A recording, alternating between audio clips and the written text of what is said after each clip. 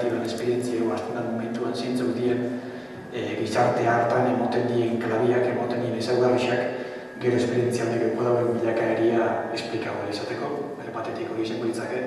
Hori komplementetako arrasateko esperientzia kooperatiboak garatu dituen printzipioak esplikako dituzke uste dut oso batera garrixari eta patan bestia jazten da bera. Eta jarraitzeko sartuko nintzake neurri baten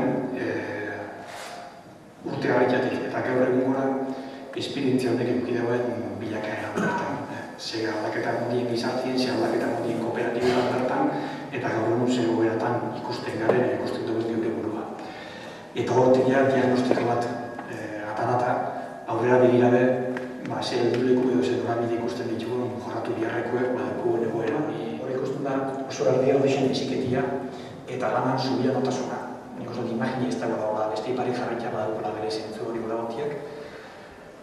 Eziketia lehen me komentatu ze garantzi ukizagun hasieran, gero inestan egin behar, uste dut gaur konstiente garela, inez horrek ze eragin joki dagoela ze garrantzitzu edan hori kontu bitiak.